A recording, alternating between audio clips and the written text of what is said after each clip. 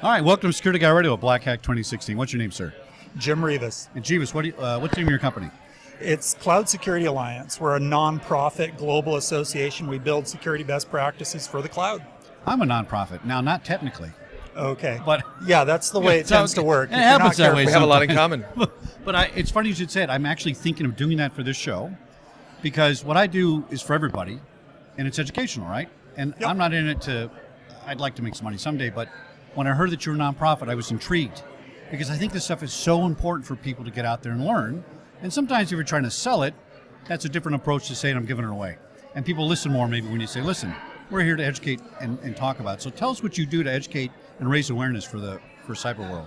Yeah, absolutely. And you're right that you need to be a nonprofit because there needs to be this trust in terms of a vendor neutrality when you talk about here are the best ways to do this. Right. So what we decided was actually about 8 years ago, you could see cloud was going to be a big deal and we needed to find ways where we can actually build consensus best practices and educate that. So we took sort of a hybrid approach of let's be both a standards organization as well as a social network. And so we built a lot of work groups that did this sort of collaboration and research online, and they could be banks, they could be hackers, researchers, and so we put this all together, and so we do a combination of online, and then we tag along to events like Black Hat and RSA and others, so we can sort of spread the word in person as well. So what are some of your vertical markets inside your company that are specific training? So we do training and education and research. We're really based on research that'll be both technical sort of verticals, like maybe we want to really focus on encryption or key management or threat research, but then we'll also look at specific industries where it's very important and they've got unique needs, like in financial services, they've got a lot of compliance issues and auditing issues and things like that. So we'll break it down both by vertical industries. Financial services tends to be the one that they're always first in terms of adopting new practices and information security. Yeah. So we see them. But then most of what we do ends up being different types of technologies or governance issues. And then also you put in the global side, we've got to translate it and we've got to look at, well, what are the local issues? Because you actually find out in Europe, funny enough, they don't necessarily trust having all their information in the United States. So we got to figure out ways to handle it. No, it's totally different. Right. And like Germany, you're not allowed to save something for 30 days if it's personal information.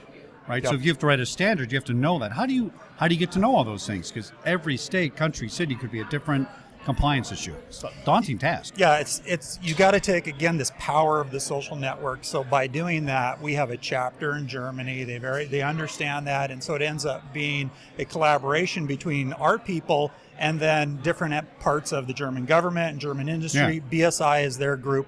Don't tell me what it stands for, but they develop a lot of the best practices there, and so they actually use what we do as sort of the foundation of their best practices. So that's how you have to do it. How big is your the organization? Like, so we've got 76,000 individual members. We've got about 350 corporate members. 76,000. Yeah, and our staff, the people who actually listen to me, sometimes we've only got about 40 worldwide. Yeah. Wow. But really, what it ends up is out of that 76,000 individual members, there's about 1,000 really committed, very smart researchers that we end up herding the cats, the volunteers that do that, and they're just awesome. So, but yeah, we've got a pretty good footprint, and we're present in just about any country that's talking about cloud. Membership's funded.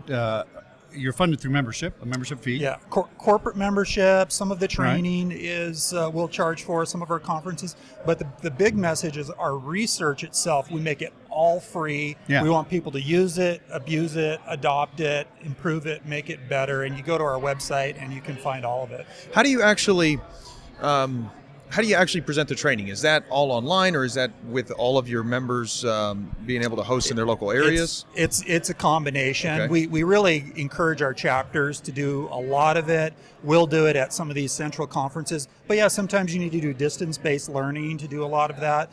But we actually find that some of our chapters, they'll virally translate it into the local language and things like that. So it's really...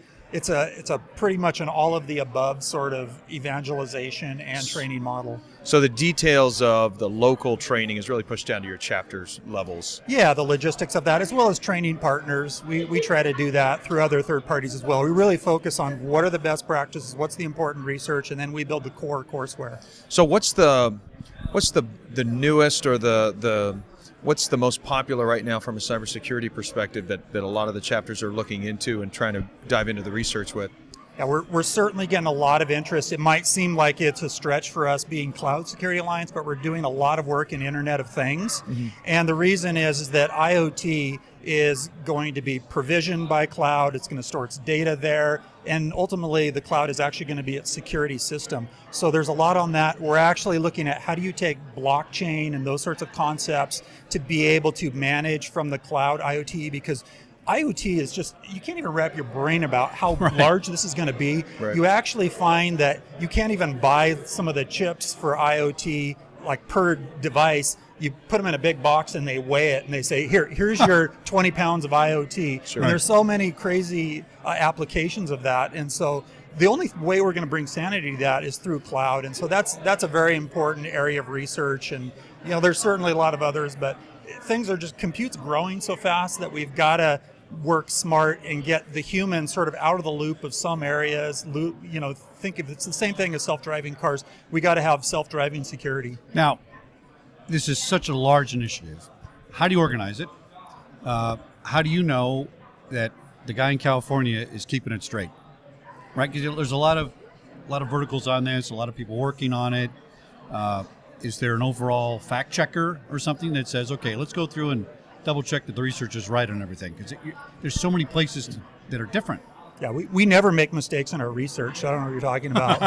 The key thing for us is you got to have peer review. Not the mistakes as much as it's just so much. It's got to evolve. It's got to change. It's got to change, right? And there's so much diversity. It's the subtleties between California and Nevada may be this much, right? Yeah. What we find is how you got to do it is transparency. Just like social networks. If you go say something in public, Twitter is going to correct you in minutes. I get corrected all the time. And so that's the thing that we find is we try to do within a working group. Hey, you guys do some peer review. You guys check this, but then let's put it out into a larger community. Let them check it. But ultimately, the world comes back to us, and we see that just every day. We see people say, "Hey, that actually was the best practice 3 months ago. We've evolved now, and we're doing things better." And we're going to need that model because a lot of security, they say, "Hey, that was the best practice, like ISO 27001. That was developed 20 years ago." Right. Or something 5 minutes ago can change that fast. Yeah. That's right. How do we get a hold of you? How do we get a hold of the organization? CloudSecurityAlliance.org, and also probably most of the bars here in Vegas, and then rehab afterwards. So I'll be all over. We will be there. I am so happy to hear this is going on, and you have a great attitude about it, right? Yeah. You just seem like we trust them. Yeah. Right? I mean, You're positive education about it, is it's educational. It's happy. It's a place to be. So that's great. I've not only been doing security forever, I'm also a grandfather. You got to trust a grandfather. You got to do that. Yeah. We're looking out you for need the more little white ones. hair like me, and I'm not a grandfather. Yeah. Thanks for coming on Security Guy Radio. Thank you. Appreciate Thank you. it. All right, thanks. Appreciate it. Beautiful.